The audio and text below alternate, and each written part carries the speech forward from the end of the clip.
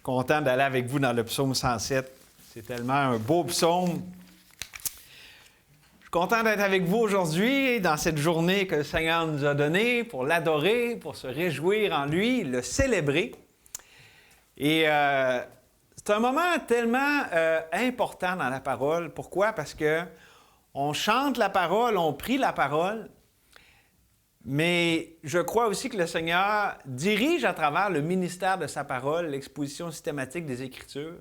Et ça fait partie aussi de comment vraiment le Seigneur nous unit, parce qu'il renouvelle notre intelligence, il transforme notre façon de penser à travers le ministère de sa parole. Et vu que, disons, que c'est une direction qui est donnée par le Seigneur à travers sa parole, j'essaie vraiment d'être à son écoute pour ce qu'il y a pour nous autres.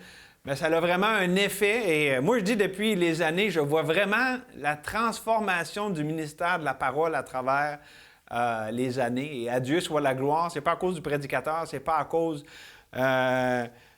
de l'instrumentalité humaine. C'est vraiment le Seigneur, Dieu, le Saint-Esprit qui nous dirige, puis qui... C'est lui qui nous enseigne, hein? C'est ça la Nouvelle Alliance, n'est-ce pas ce que la Nouvelle Alliance nous dit, que tous seront enseignés de Dieu. Et donc, si Dieu ne nous enseignait pas, ça serait du vent. Tu aurais beau avoir le plus éloquent des prédicateurs, la plus systématique des expositions de la parole de Dieu, ça serait en vain. Et donc, gloire à Dieu. Et on a lu ensemble l'ensemble du psaume 107, mais là, pour se remettre dans le bain, on va lire les 9 premiers versets, OK? Donc, le psaume 107, verset 1, « Louez l'Éternel, car il est bon, car sa miséricorde dure à toujours. Qu'ainsi disent les rachetés de l'Éternel, ceux qu'il a délivrés de la main de l'ennemi, qu'il a rassemblés de tous les pays, de l'Orient et de l'Occident, du Nord et de la mer. Ils erraient dans le désert, ils marchaient dans la solitude, sans trouver une ville où ils puissent habiter. Ils souffraient de la faim et de la soif. Leur âme était languissante. Dans leur détresse, ils crièrent à l'Éternel, et il les délivra de leurs angoisses. Il les conduisit par le droit chemin, pour qu'ils arrivent dans une ville habitable, qu'ils louent l'Éternel pour sa bonté, pour ses merveilles en faveur des fils de l'homme, car il a satisfait l'âme altérée, il a comblé de bien l'âme affamée. Merci Seigneur, tu nous donnes ce temps. En toute simplicité, Seigneur, on te demande simplement de nous enseigner, de faire fructifier, Seigneur, ta parole dans nos cœurs. C'est la semence vivante et incorruptible. Donc, on sait que tu vas faire pousser ta vie, des choses bonnes, Seigneur. Et je te prie même que pour toute personne qui écoute ce message, qui ne te connaît pas encore personnellement par Jésus, le seul Sauveur, je te prie que ta parole germe dans le cœur et produise la vie. Seigneur, que ceux qui ne te connaissent pas puissent naître de nouveau. Et pour nous, tes enfants, Seigneur, on désire te connaître, t'aimer Jésus, te connaître, comme l'un des cantiques qu'on chante. Et donc, Seigneur, on s'en remet à toi, au nom de Jésus. Amen. Ce psaume, moi, je dirais que c'est probablement dans le palmarès, le top 10, là, le palmarès des favoris de beaucoup ici. Et j'en suis, je l'ai dit tantôt. Pourquoi? Parce que ce psaume nous rejoint. Ce psaume nous rencontre dans la réalité vécue. C'est plein d'histoires, de choses qu'on peut vivre. Bon, peut-être qu'on ne va pas souvent sur la mer, mais des fois, il y a les tempêtes de la vie, des fois. Peut-être qu'on n'est pas dans un désert à ne pas manger, mais des fois, on sent que notre âme soupire après Dieu. Puis, OK, donc, on peut vraiment se reconnaître dans ce psaume et noter qu'il y a des répétitions, il y a vraiment des patterns. Disons que c'est un psaume assez prédictible. C'est un psaume qui, à dessein, est répétitif. Ça fait partie de ce qu'il veut amener. Mais la bonté de Dieu est ce qui est révélé de façon principale sur le caractère de Dieu. On sait que la Bible, c'est la révélation de qui Dieu est. Bien ici, vraiment, ce qui est mis de l'avant comme révélation du caractère et des actions de Dieu, c'est sa bonté. Par exemple, regardez verset 8, « Qui loue l'Éternel pour sa bonté, pour ses merveilles en faveur des fils de l'homme. » Donc, sa bonté, c'est son caractère. Ses merveilles envers les fils de l'homme, c'est ses actions de bonté. C'est le fruit de sa bonté. les choses bonnes qu'il fait envers nous. Et ce même pattern du caractère bon de Dieu, c'est de ce pattern qu'émanent toutes les bonnes actions qu'il peut faire. Et je dirais que de là aussi, il y a un autre... Hey, là, je vais vous sortir un beau mot, là. Je vais faire mon pense-bon. Savez-vous, c'est quoi un leitmotiv?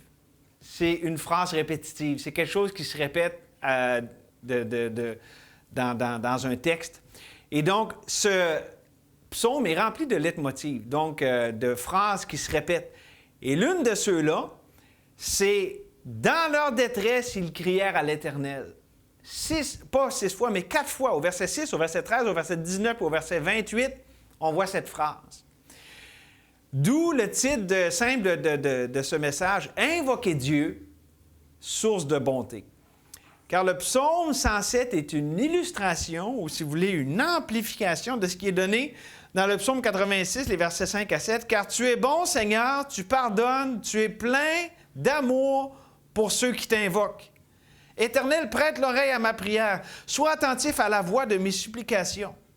Je t'invoque au jour de la détresse, car tu m'exauces. Tu es bon, Seigneur, tu pardonnes, tu es plein d'amour pour ceux qui t'invoquent. » Oups, excusez, je suis en train de répéter. Quand j'ai fait copier-coller, ça a fait double copier-coller. Des fois, ça fait ça. Mais c'est ça. Donc, on voit vraiment que c'est ce qu'on va développer dans ce message. On va explorer ensemble notre accès à la bonté de Dieu. Mais avant, j'aimerais qu'on définisse un peu les termes. La bonté de Dieu, c'est son caractère même. Comme Dieu est amour, bien, Dieu est bon, c'est ce qu'il est, c'est ce qui caractérise sa personne, mais aussi ses œuvres. Tout ce qu'il fait est bon. Et donc, on pourrait dire, pour définir la bonté de Dieu, Dieu est d'une excellence morale impeccable, d'une beauté de caractère parfaite. Et ça fait en sorte que il a une disposition et des actions envers sa création qui sont bonnes, et ça, bien au-delà de ce que nous méritons. Sa bonté n'est pas selon ce qu'on mérite, elle est selon ce qu'il est. Il est bon, donc il fait le bien. Dieu, à cause de ce qu'il est, il dit « Je veux être généreux envers toi. Je suis heureux, je suis motivé à déverser sur toi ce qui te rend heureux, ce qui te fait du bien, pas parce que tu le mérites, mais à cause de ce que moi je suis. » OK? Et c'est certainement vrai pour ses enfants, ceux qui sont rachetés par le sang précieux de Christ, mais la Bible nous dit que Dieu même a cette grâce envers, même ceux qui ne le connaissent pas, il fait tomber la pluie, il fait briller le soleil autant sur les bons que sur les méchants, sur les justes que les injustes.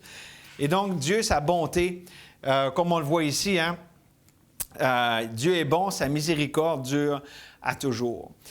Et sur une note personnelle, j'aimerais juste vous dire que ce message, le Seigneur me l'a donné dans un temps de prière où est-ce qu'il m'interpellait à simplement être reconnaissant pour sa bonté. Parce que le Seigneur me rappelait comment je peux facilement la prendre pour acquis. Tu sais, des fois, on s'habitue, puis on trouve que ça, c'est normal, puis le Seigneur il me dit « Hey, attends un peu, là, le fait que je suis bon, là, c'est pas rien. Là. En fait, c'est toute qu'une affaire. Reviens-en pas. » Tu sais, des fois, on dit à quelqu'un « Reviens-en. » là. On ne devrait pas prendre pour acquis la bonté de Dieu. Pourquoi? Parce que c'est la chose la plus merveilleuse qu'il a envers nous autres. Il est bon. Et c'est la clé, lorsqu'on est reconnaissant envers la bonté de Dieu, la clé pour y accéder, c'est simplement d'invoquer Dieu, notre source de bonté. C'est aussi simple que, tu sais, quand on dit être reconnaissant, le mot « reconnaître », c'est comme connaître de nouveau.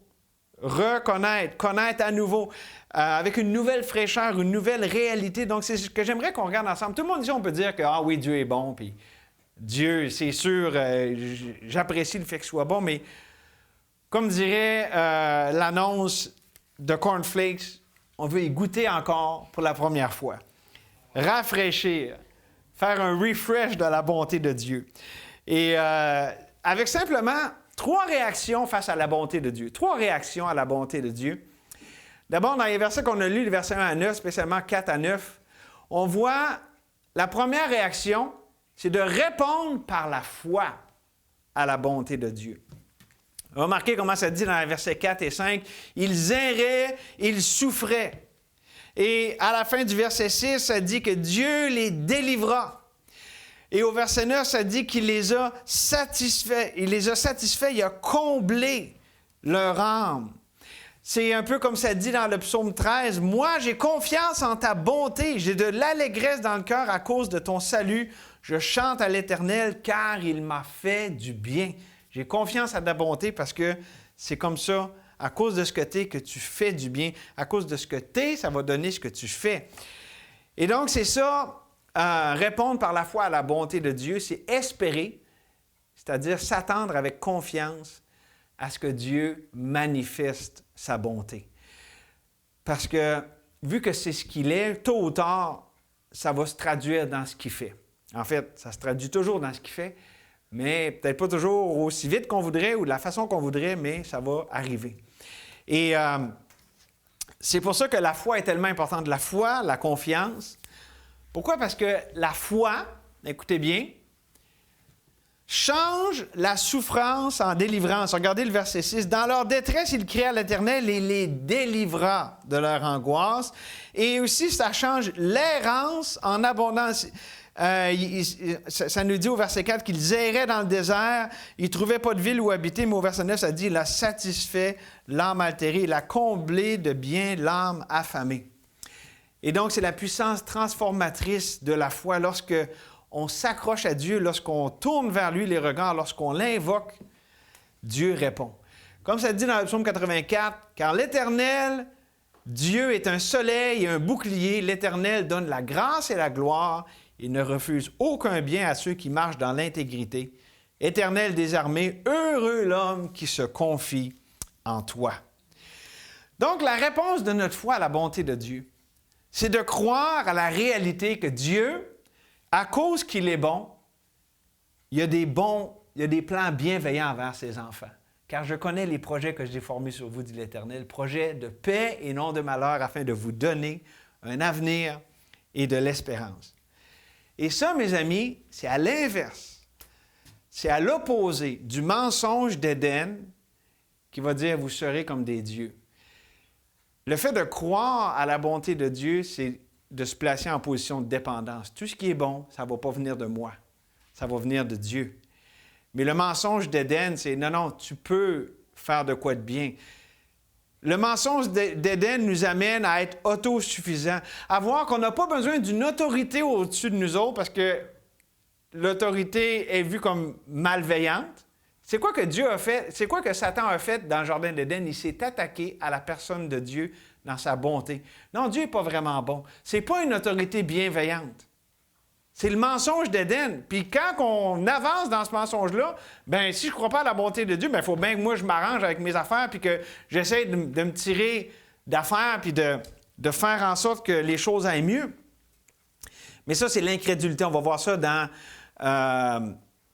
le prochain point. Mais Dieu, lui, qu'est-ce qu'il fait dans le récit de la création? Il met de l'avant sa bonté. Parce que à cause qu'il est bon, tout ce qu'il a fait, c'est quoi qu'il dit? Comment il a qualifié ce qu'il a fait? Chaque journée, il dit « c'est bon ». Puis à la fin, il fait l'homme et la femme, puis qu'est-ce qu'il dit? « C'est très bon ». Donc, voyez-vous la démonstration de ce qu'on voit? À cause que Dieu est bon, tout ce qu'il a fait, c'était bon. Il met ça de l'avant. C'est pour ça que Satan, aussitôt qu'il se pointe dans le jardin, c'est à ça qu'il s'attaque. Non, Dieu n'est pas vraiment bon. Il veut te cacher quelque chose. Tu manques le party parce que Dieu est en train de faire de quoi qui n'est pas vraiment bienveillant. Et ça, c'est important, mes amis. On a un principe biblique ici. Mais Dieu met de l'avant sa bonté pour contrer le mensonge et pour nourrir la confiance, la foi dans sa bonté. Quand vous avez de la misère, que vous avez l'impression que tout s'écroule, que les choses, ça ne marche pas, nourrissez-vous de la bonté de Dieu. Restez les yeux fixés sur sa parole qui nous amène à tout le temps voir comment Dieu il est bon, comment Dieu transforme le mal en bien, comment toutes ses œuvres sont pleines de bonté. Dieu, il est bienfaisant, il est bienveillant, tandis que l'incrédulité, c'est la folie de la destruction. Là-dessus, j'ai quelque chose qui est une grande vérité que vraiment le Seigneur, à travers les 2 dernières années, a beaucoup mis de l'avant.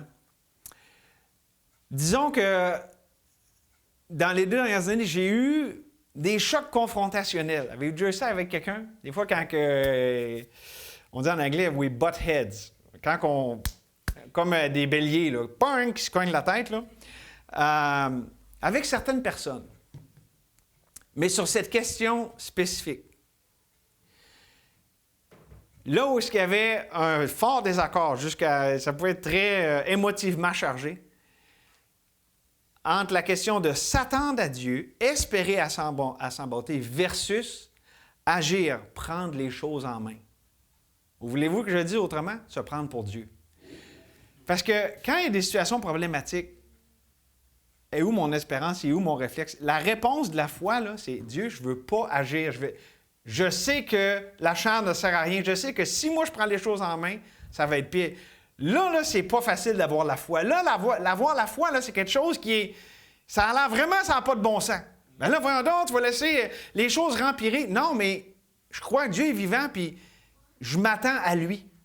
Ça peut être paniquant d'attendre Dieu quand tout va mal, là. Il y a eu des moments, là, spécialement en 2022, que, mes amis, c'était pas évident, mais je vous assure que lorsqu'on s'attend à Dieu, qu'on espère en sa bonté, on choisit la bonne part. Que Dieu, il va intervenir, puis je vous le dis, avec les événements qui sont arrivés, Dieu a démontré, a prouvé qu'il est bon, qu'il nous aime, qu'il s'occupe de son Église, s'occupe de ses enfants, puis Dieu est vivant, puis il intervient. Quand on s'attend à lui, c'est pas en vain. Dieu secourt ceux qui tournent vers lui les regards. Et l'issue de ces situations, en simple, c'est vraiment la différence entre expérimenter la grâce et la bonté de Dieu versus se priver de la grâce de Dieu. Et ce n'est pas une mince affaire, parce que on va y arriver dans un instant, mais c'est vraiment ici la manière par laquelle le Seigneur va révéler soit notre foi, notre humilité ou notre orgueil et notre incrédulité. C'est pas ici qu'il y a une catégorie dans l'Église. Ah, ça, c'est les humbles et les gens de foi, puis ça, c'est les orgueilleux et les incrédules. Je veux dire, on lutte tous de différentes manières, puis on bronche tous de différentes manières, mais on a le choix. Puis ça s'apprend, la réponse de la foi. Quand Dieu nous envoie des choses, quand arrivent des situations, Dieu veut qu'on exerce notre foi en toute simplicité, en toute humilité. Et savez-vous, ironiquement, il y a une ironie là-dedans dans notre réaction à ce que Dieu envoie, dans le fait qu'on croit à sa bonté. C'est que les personnes les plus sujettes à ne pas répondre par la foi à ce que Dieu envoie, à ne pas croire à la bonté de Dieu, c'est les personnes les plus motivées à rechercher ce qui est bon, puis à combattre le mal. Je dis c'est ironique, mais c'est pas un hasard. Parce que soit que j'essaie de faire le bien, puis de convaincre le mal, ou je crois que Dieu est meilleur que moi. Pensez-vous que Dieu est motivé à combattre le mal, puis à rechercher le bien? Puis il est bien meilleur que nous autres. Non seulement il est motivé, mais il est bien meilleur que nous autres. Et mes amis, si j'essaie de prendre la place de Dieu, bien, je me prends pour Dieu. Oui, j'attriste l'esprit, mais je retombe dans le jardin avec le fameux arbre du bien puis du mal. J'essaie de faire le bien, puis j'essaie de me détacher du mal, au lieu de laisser Dieu, de choisir la vie et de laisser Dieu le faire. C'est ça la nouvelle alliance. Christ en nous, c'est Dieu qui agit en nous. Et faites-vous-en pas, si je fais confiance à Dieu, Dieu s'occupe du bien et du mal. Ma réaction, la première, c'est la plus importante, répond par la foi, la confiance. Est-ce que j'ai confiance dans la bonté de Dieu? Ça m'amène au deuxième point, les versets 10 à 22. Et la deuxième réaction qu'on peut avoir, et c'est positif ça aussi, c'est se repentir de l'orgueil et de l'incrédulité face à la bonté de Dieu. Ici, on a deux exemples, parce que vous savez, dans le psaume, il y a 4 situations qui sont présentées. Ici, on en a 2. dans les versets 10 à 22. Et remarquez le verset 12. Ici, avec ceux-là qui avaient pour donneur les ténèbres et l'ombre de la mort, ils s'étaient révoltés contre les paroles de Dieu. Ils avaient méprisé le conseil du Très-Haut. Puis regardez ce que ça dit au verset 12. « Il humilia leur cœur par la souffrance. Ils succombèrent et personne ne les secourut. » Connaissez-vous Romains 2, 4? « Ou méprises-tu la richesse de sa bonté, de sa patience et de sa longanimité, ne reconnaissant pas que la bonté de Dieu te pousse à la repentance. » Et ici, on a les mots « Il humilia leur cœur par la souffrance. » Je crois que cette simple phrase-là, « Il humilia leur cœur par la souffrance », c'est la plus grande des grâces de Dieu. Lorsque Dieu humilie notre cœur par la souffrance. C'est une grâce. Mais malheureusement, c'est une grâce qui est négligée, voire peut-être méprisée à cause de notre chair. Hein? Notre chair n'aime pas souffrir. Donc, si Dieu nous humilie le cœur par la souffrance, bien, on regimbe, hein? Mais la chair, elle fuit la souffrance comme la peste. La chair ne reconnaît pas, ne croit pas que la souffrance est la voie vers la gloire. Et là, je vais vous amener ce point-là avec une couple de versets. Gardez votre place ici dans le son. Tournez avec moi dans Hébreux 2. Puis pendant que vous tournez là, je vous lis une couple de versets pour vous appuyer le fait que c'est un pattern biblique. La souffrance, c'est la voie vers la gloire. N'est-ce pas ce que Christ lui-même a dit? Ne fallait-il pas que le Christ souffre ces choses et qu'il entre dans la gloire? Christ, il a fallu qu'il passe par la croix pour pouvoir aller dans la gloire et avoir toute la gloire qui allait venir après. Et dans 1 Pierre, au chapitre 2, verset 21, « Et c'est à cela que vous avez été appelés, parce que Christ aussi a souffert pour vous, vous laissant un exemple, afin que vous suiviez ses traces. » Nous aussi, on est appelés à souffrir. Mais vous allez voir que ce n'est pas sans but. Vous êtes là dans Hébreux 2, le verset 10. On va prendre le temps de le lire ensemble. Hébreux 2, 10. « Il convenait en effet que celui pour qui et par qui sont toutes choses, » ça, c'est pas nous autres, là, c'est Dieu, et qui voulait conduire à la gloire beaucoup de fils et élever à la perfection par les souffrances le prince de leur salut. Remarquez, élever à la perfection par les souffrances. La souffrance dans la vie de Christ a eu un effet de perfectionnement. C'est ce qui l'a amené à la gloire. Christ était déjà parfait, mais il a obéi en toutes choses. Et c'est comme ça qui est rentré dans la gloire. Et pour nous, on a le même pattern. C'est-à-dire, regardez aussi Hébreux 5. Vous êtes dans Hébreux, tournez au chapitre 5, verset 7 à 8. Hébreux 5, 7. C'est lui qui, dans les jours de sa chair, a présenté avec de grands cris et avec larmes des prières et des supplications à celui qui pouvait le sauver de la mort. Et il a été exaucé à cause de sa piété. Il a appris, bien qu'il soit fils, l'obéissance par les choses qu'il a souffertes. Christ devait passer par la souffrance. C'était la voie vers la gloire. D'où le ministère béni, si vous retournez avec moi dans le psaume 107, le ministère béni du brisement. J'ai vérifié le mot, c'est un mot, ça se dit, brisement.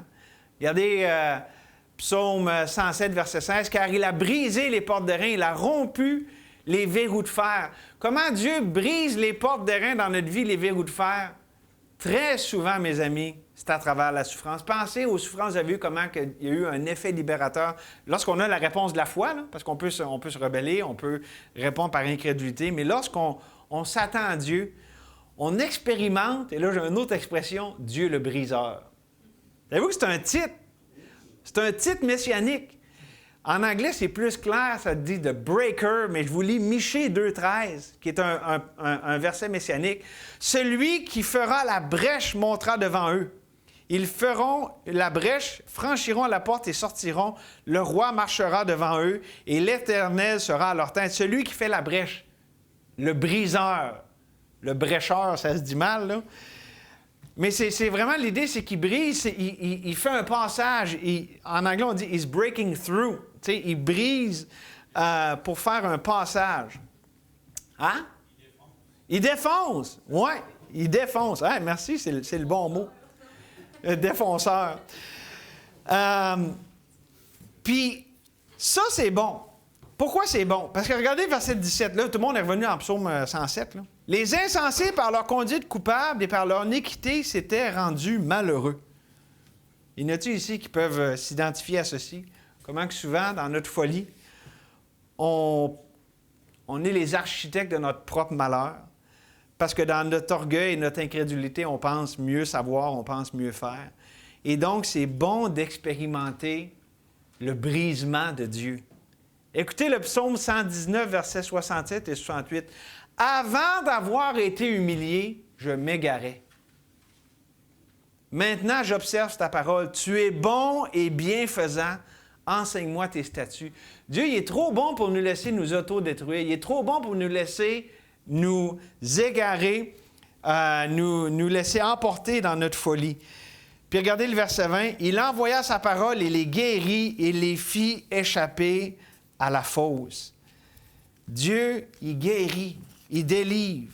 Mais pour ça, ça l'exige qu'on se repente. Qu'on se repente de notre orgueil et notre incrédulité. Parce que Dieu, la seule façon de lui plaire, la seule façon que Dieu, on peut le laisser agir dans notre vie, c'est par la foi puis l'humilité. Donc ça veut dire qu'il faut que je me repente de mon désir de vouloir prendre les choses en main, de me prendre pour Dieu dans ma vie puis dans la vie des autres. Il n'y a pas d'autre façon. Et c'est pour ça que la souffrance est si importante. Quand on parle de Dieu, le briseur, là, ou le défonceur, l'un des instruments qu'il utilise beaucoup, c'est la souffrance. Et là, je vais vous dire une phrase, écoutez bien. Là. La communion de la gloire de Christ doit passer par la communion des souffrances de Christ. J'aimerais ça vous dire qu'il y a une autre façon, là. Mais savez-vous qu'on a pas mal vu un pattern biblique? La communion de la gloire de Christ doit passer par la communion des souffrances de Christ. Pourquoi? Parce que la mort et la souffrance, c'est la voie ou la porte vers la vie et la gloire. Et cette vie et cette gloire, elle traverse, elle fait une brèche à travers notre instinct de préservation. Lorsque Dieu me permet de souffrir, lorsque Dieu m'abaisse, ça l'abaisse ma capacité à vouloir m'en sortir. Je ne suis même pas capable. Donc, c'est bon parce que Dieu brise ma capacité, brise mon autosuffisance, puis là, ça lui permet de lui se glorifier à travers moi. Sa grâce est suffisante dans la faiblesse. Et sinon, la chair ne sert à rien. Elle détruit, elle amène la mort. Il n'y a pas d'autre possibilité. Il n'y a pas d'autre possibilité. La gloire doit passer par la souffrance. Et donc, ça veut dire quoi de se repentir de notre orgueil et de notre incrédulité face à la bonté de Dieu? C'est se repentir de soi, de ma volonté, de ce que moi je veux faire, de mes voies, de mes patterns, et de laisser Christ et son esprit qui a répandu son amour dans mon cœur, dans le cœur de ses enfants, de le laisser vivre et se manifester. Parce qu'il y a un contraste entre l'amour christique et le soi. L'amour recherche la vie. Elle recherche la vie où? Hors de soi, en Dieu. Hein, Dieu est la source de vie. C'était un des thèmes cette année. Mais le soi, le moi, recherche la vie en soi-même. L'amour sacrifie l'égocentrisme pour obtenir la provision de Dieu. Non pas moi, mais Christ qui vit en moi. Tandis que soi veut se préserver soi-même et sacrifie l'amour de Dieu et refuse de souffrir pour le bien et le péché des autres. Le soi ne veut pas souffrir. Il ne veut pas souffrir ni pour lui-même, ni pour les autres. C'est pour ça que c'est bon quand Dieu brise, parce que Dieu brise ses patterns destructeurs. Et Dieu est tellement bon parce que c'est lui qui opère cette délivrance dans nos vies comme ça à travers, oui, la souffrance. Et combien ici peuvent dire aussi que c'est comme ça qu'ils sont arrivés à connaître Jésus comme leur sauveur? Ça commence à être un verset connu. Je suis content quand j'entends des gens qui nous citent comme ça. Job 36,15. Car Dieu sauve le malheureux dans sa misère et c'est par la souffrance qu'il l'avertit. Combien souvent on arrive à des points dans nos vies où est-ce qu'on est au bout du rouleau? C'est les meilleurs rendez-vous divins. Et pour certains, c'est la façon aussi qu'ils ont connu le Seigneur. Moi, c'est comme ça que j'ai connu le Seigneur, pas parce que j'allais mal, dans le sens que j'ai été malade, j'ai fait un accident, mais ma vie avait pas... Je me suis rendu compte, c'est quoi le but de la vie? J'allais mal de façon existentielle. Et c'est bien ça de se rendre compte que la vie n'a pas de bon sens, parce qu'effectivement, la vie sans Dieu, une créature sans son Créateur, ça ne marche pas, là. J'aime ça faire des casse-têtes. Dans le temps des fêtes, moi, j'ai comme une espèce de tradition, là. Je fais des casse-têtes. Bien, c'est deux pièces de puzzle qui ne marchent pas ensemble. Puis Dieu nous a fait, tu sais, on est créature, créateur, ça va ensemble. Fait que c'est bien comme ça quand que Dieu nous place en situation de dépendance. C'est pour expérimenter sa bonté. Ça m'amène à la troisième réaction qu'on peut avoir face à la bonté de Dieu. On peut répondre par la foi, on peut se repentir de notre orgueil, mais troisièmement aussi, on peut se reposer dans la bonté de Dieu face à l'adversité. Et ça, c'est dans les versets 23 à 38. On ne relit pas tous les versets parce qu'on a tout lu, puis ça serait un peu trop long, mais ici, c'est ceux qui... c'est les marins. Les marins qui ont été dans la tempête de la vie, disons. Et les choses n'allaient pas bien pour eux autres. Et je fais le parallèle ici avec le psaume 31.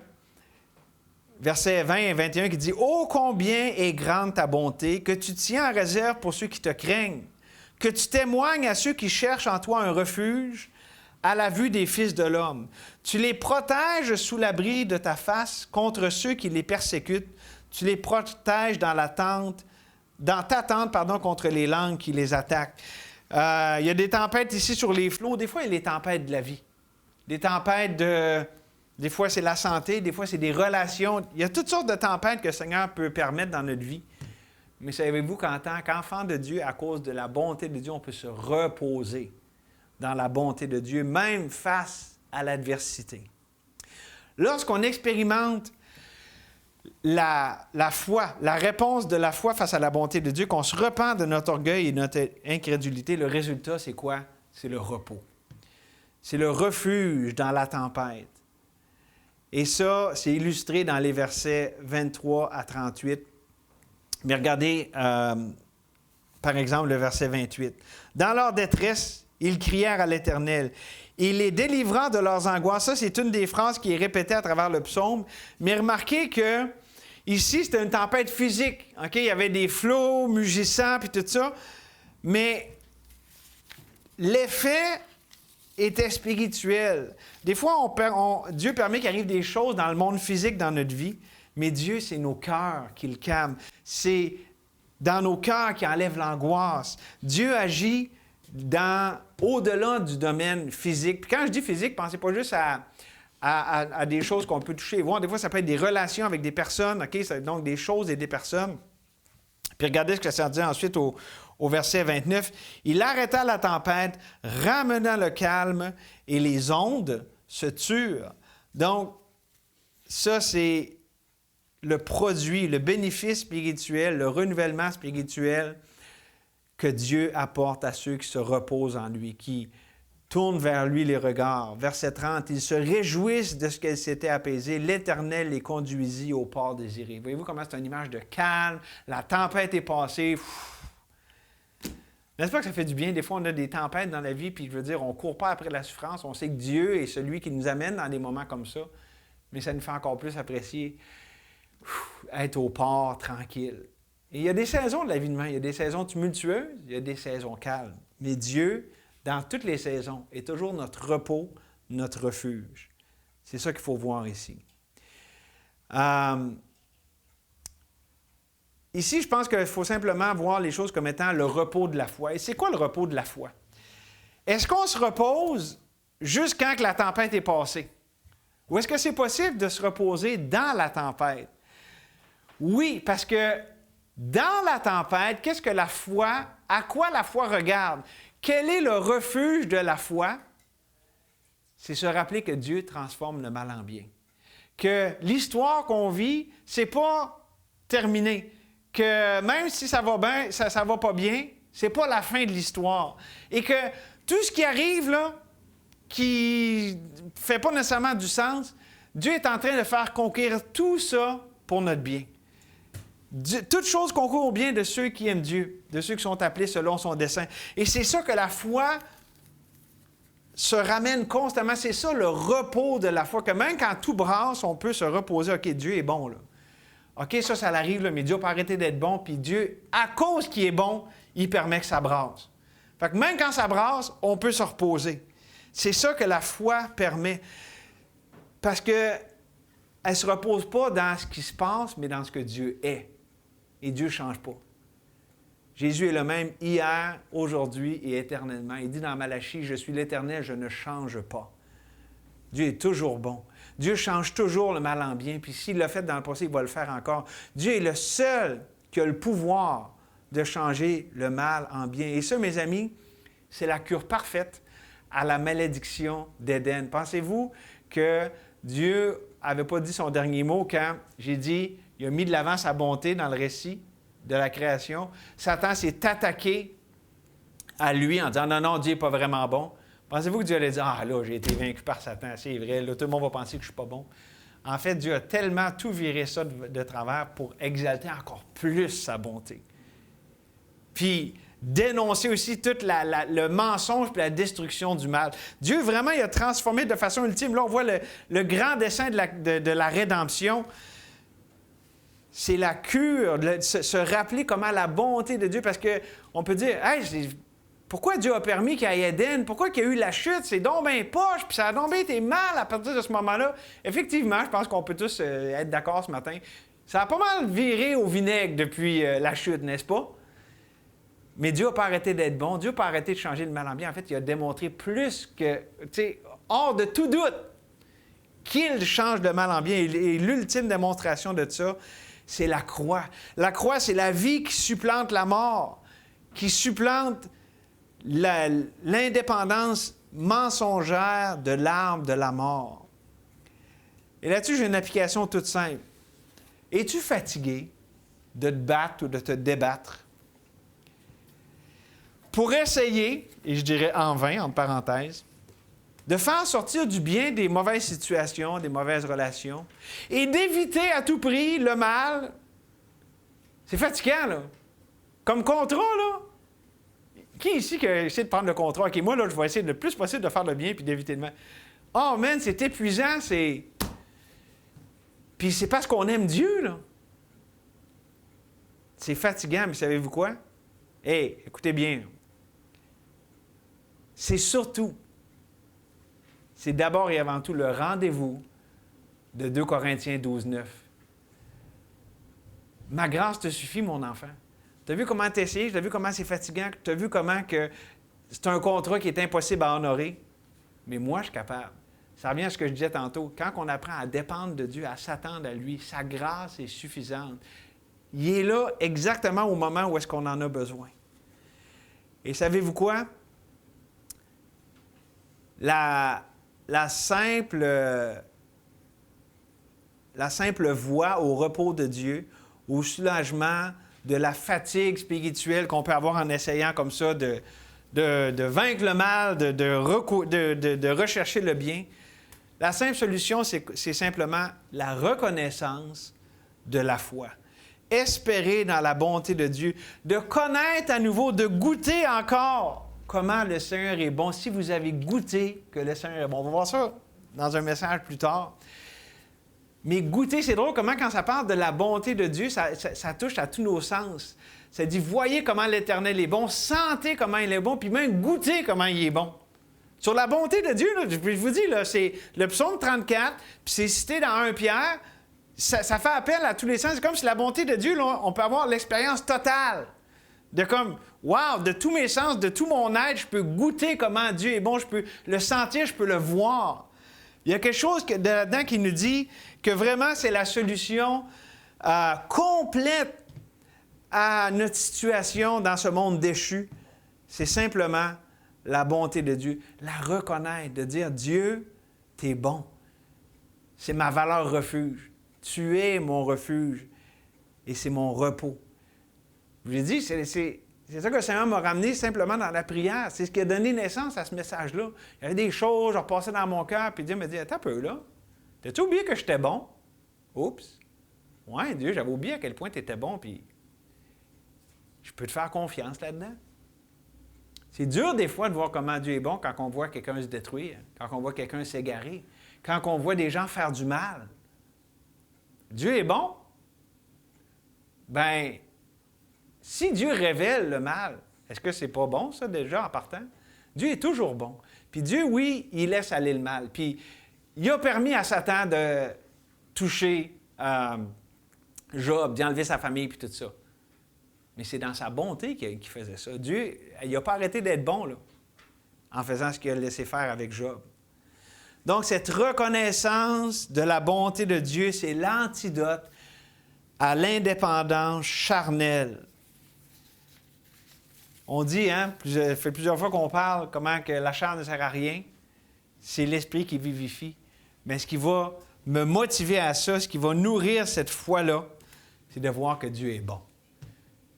Que ma chair, là, Dieu n'a pas besoin, là, il est bon, là, puis j'ai juste à y faire confiance. Là. C'est à ça que l'Esprit me ramène constamment. Et pensez-vous, là, tu sais, quand on va dans Genèse au chapitre 3, là, quand on va dans les premiers chapitres de la Genèse, là, c'est des choses fondamentales de la vie. Puis, tu sais, si Dieu veut mettre sa bonté de l'avant en partant, là, pensez-vous qu'il veut la ramener dans nos vies à tous les jours? Ses bontés se renouvellent à chaque jour. Ce qu'on voit là, c'est fondamental. Dans le psaume, là, c'est ce qui est ramené constamment. Il arrive toutes sortes de choses dans la vie, mais Dieu est bon. Sa miséricorde durera toujours. Dieu, il n'arrête pas d'être bon. C'est à ça qu'on s'accroche. Et voici sur quoi je veux terminer. Regardez le contraste entre les versets 38 et 39-40. Verset 38 dit, « Il les bénit, ils deviennent très nombreux, et ils ne diminuent point leur bétail. » Hey, wow, tout est beau. Mais au verset 39, ils sont amoindris et humiliés par l'oppression, le malheur et la souffrance. Il verse le mépris sur les grands, il fait errer dans des déserts sans chemin. Il y a un contraste ici. Et c'est là-dessus que je conclus, c'est le contraste de deux voix. De deux réactions, deux points tournants, où est-ce que la différence, elle se joue à ceci, simplement invoquer Dieu. Source de bonté. C'est quoi qui va faire que je m'en vais sur une voie de destruction, une voie d'égarement, versus une voie de construction, une voie de bénédiction? C'est me tourner vers Dieu, dans ce que Dieu permet qu'il arrive. C'est pas plus compliqué, là. C'est pas une formule, c'est pas une affaire à faire, c'est une personne vers qui se tourner, en qui se confier. Dieu qui est bon. C'est la différence entre les deux. On n'a pas besoin d'être intelligent, pas besoin d'être instruit, on a juste besoin de connaître celui qui est bon. Invoque-moi et je te répondrai. C'est pas plus compliqué que ça. Hein, comment je vais faire pour savoir la bonne voie, puis comment où aller, puis hein, cette voie-là, ça a donc bien de l'air bon. Ça doit pas être bon. Comment je fais pour faire la différence? Puis c'est tous des fardeaux inutiles à se mettre sur les épaules. Dieu, je ne sais pas, je me tourne vers toi. Moi, j'ai rien que je peux faire, mais je me confie en toi, qui, toi, est capable d'intervenir puis de faire ce qui est bon dans cette situation, parce que ce que tu es, Dieu, tu es bon. Et donc, c'est comme ça qu'on rencontre Dieu. Dans ce qu'il nous envoie, on l'invoque. Puis là, on va pouvoir le découvrir. Découvrir le Dieu qui nous envoie. Oui, il envoie des malheurs. Ça dit ça dans la Lamentation de Jérémie. Dieu envoie les malheurs. Il n'est pas l'auteur du mal, mais il dit, OK, là, c'est le temps que j'envoie un refoulement d'égout chez un frère, une sœur bien-aimée. C'est poche, hein? Mais c'est Dieu qui l'a permis. Puis Dieu, il est bon. Puis Dieu fait de quoi de bon avec ça? C'est pour sa gloire. Parce que Dieu les aime, puis il les rencontre là-dedans. Savez-vous quoi? Ils vont se réjouir avec nous. On prie pour eux, puis on n'est pas « Ah, c'est le fun! » Non, c'est plate l'événement. Mais nos yeux regardent sur celui qui transforme le mal en bien. On a sujet de se réjouir parce qu'on sait que Dieu va faire de quoi de bon là-dedans. Amen? Et donc, vraiment, c'est ça toute la différence. Invoquer Dieu. Et c'est ça qu'il veut faire avec chacun ici. Je ne sais pas ce que chacun traverse. Bon, il y en a que j'ai une idée, il y en a qui m'ont partagé des choses. Mais vraiment, la question ce matin, c'est est-ce que je vais faire confiance à Dieu avec ce qu'il m'envoie? C'est juste ça la question. Je vais-tu faire confiance, puis là, disons-le, à sa bonté? Je vais-tu faire confiance du fait qu'à cause que Dieu est bon, là, je peux l'invoquer, puis il va s'occuper de tout. Moi, je vous dis, j'ai trouvé ça très épeurant, cette prière-là, par bout. Hey, Dieu, là, tu vois que ça peut déraper, puis là, wow, ça rue dans les brancards, puis là, il y a ci, puis il y a ça, puis comment ça va virer tout ça? Des fois, hein, disons que, tu sais, dans une game de hockey, à la troisième période, des fois, on est en prolongation, là, puis là, hey, coudonc, comment ça va finir, cette affaire-là? Dieu, il va s'occuper de ses enfants. Il ne va pas nous laisser tomber. Et donc, est-ce que tu veux voir Dieu le reconnaître au-delà de la mort, de l'échec, de la déception de ta situation puis de tes relations? Si tu veux le voir, tu as juste à l'invoquer. Dieu, je veux te voir à l'œuvre, je veux voir ta bonté, manifeste ta bonté. Et peut-être qu'il y en a ici, ou des gens qui écoutent en ligne, qui ne connaissent pas ce Dieu. On dit au Québec une expression, puis ils disent ça aussi, c'est même la façon qu'ils appellent Dieu en Haïti, le bon Dieu. Bien, c'est une bonne expression parce que Dieu est bon, puis c'est le bon Dieu. Je veux dire, il n'y a de bon que Dieu seul. Mais Dieu, il sauve le malheureux dans sa misère. Dieu nous pousse dans ses bras à travers l'adversité, à travers des choses qui arrivent. Pourquoi? Parce qu'il veut nous faire passer de la mort à la vie, de la destruction à la rédemption. Dieu est celui qui sauve. Écoutez ce que ça dit dans Actes, chapitre 3, verset 19. « Repentez-vous donc et convertissez-vous pour que vos péchés soient effacés. » Et je relis Romains 2, verset 4. « Ou méprises-tu les richesses de sa bonté, de sa patience, de sa longanimité, ne reconnaissant pas que la bonté de Dieu te pousse à la repentance? Si tu confesses de ta bouche le Seigneur Jésus et si tu crois dans ton cœur que Dieu l'a ressuscité des morts, tu seras sauvé. » Le salut vient de l'Éternel. Dieu n'est pas l'auteur du mal, mais il permet au mal qui arrive dans notre vie pour qu'on se tourne vers lui et qu'on le connaisse. Si vous ne connaissez pas Jésus comme votre sauveur, c'est le moment de vous tourner vers lui dans la simplicité de la foi en Jésus, son œuvre parfaite et accomplie. Et pour les enfants de Dieu, vous savez, la mort de nos circonstances, de nos projets, de nos plans, de nos ambitions nous pousse à la vie des projets de Dieu, de ce que lui a fait, des œuvres qu'il a préparées d'avance. Et là, écoutez bien, là. Arrêtez d'essayer d'infuser de la vie. Ça, c'est épuisant. Là. Arrêtez d'essayer d'infuser de la vie dans ce que Dieu veut faire mourir. Pensez à cette phrase-là, c'est ma dernière phrase. Arrêtez d'essayer d'infuser de la vie, infuser. Là, je vois Josiah qui me regarde puis il se demande c'est quoi le mot infuser. C'est comme dans le café. Comme le thé, là. Ah, c'est quoi le mot? Stream? Oui. Arrêtez d'essayer d'infuser de la vie, de mettre de la vie dans ce que Dieu veut faire mourir. Dieu veut qu'on fasse confiance à sa bonté, que lui, il va ramener la vie. Si Dieu veut que ça meure, là, laisse-le mourir. Hey, mais Seigneur, c'est donc bien une bonne idée. Savez-vous que la chair a des bonnes idées? Laissez-la mourir. Dieu, là, il est vivant, là, puis il est bon. Là. Dieu veut que vous fassiez confiance. Ça, là, je veux que tu laisses ça mourir complètement. Savez-vous quoi? Dieu peut le ramener à la vie. Mais si c'est pas bon, Dieu va le laisser mourir. Mais si c'est de Dieu, il va le ramener à la vie. N'est-ce pas ce qu'il faisait avec notre père dans la foi, Abraham? Il avait des bons désirs. Hey, Dieu, tu m'as fait des promesses. C'est le fils Isaac. Puis là, il y a eu la promesse. Puis waouh, il y a tout ça. Puis là, il y avait sûrement des projets. Puis tout ça. Puis Dieu, qu'est-ce qu'il dit? Donne ton fils, ton unique. Tu sais, puis il souligne, là, ton fils, ton unique, là, en voulant dire, le fils de la promesse, puis c'est quoi qu'il faisait? Il fait exactement ce dont on parle ce matin. Essaye pas de donner de la vie à ce que moi, je veux faire mourir.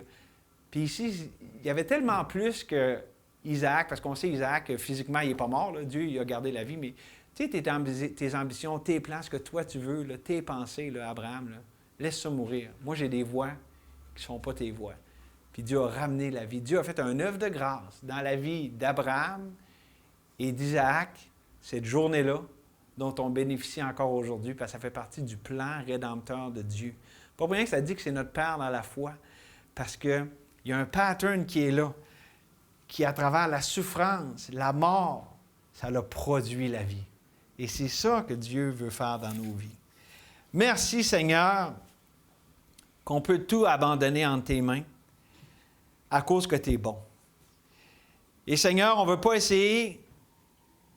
On ne veut pas essayer. On abandonne nos tentatives d'essayer. On n'est pas des créateurs. On ne peut pas donner la vie à ce qui est mort. Puis on ne peut pas garder en vie ce qui est vivant. Seigneur, c'est toi qui soutiens toutes choses par ta parole puissante. On dépend totalement de toi. Donc, Seigneur, avec ce que tu nous envoies, on veut répondre simplement par la foi. Et oui, Seigneur, on a besoin de se repentir de notre orgueil et notre incrédulité qui, trop souvent, on te le confesse, Seigneur, nous font prendre les choses en main. Nous font nous prendre pour Dieu. On le reconnaît, on le confesse, Seigneur, et on te remercie que ce matin, on peut se reposer dans ta bonté. On peut se réjouir en toi. On peut se reposer parce que tu es le Dieu qui change le mal en bien. Tu es le Dieu qui est tellement souverain que tu es capable de faire tout concourir pour le bien de ceux qui t'aiment. Et donc, Seigneur, on te bénit aujourd'hui de ce que tu es bon. Et c'est notre repos, c'est notre joie, c'est notre paix. Merci, Seigneur. Au nom de Jésus. Amen.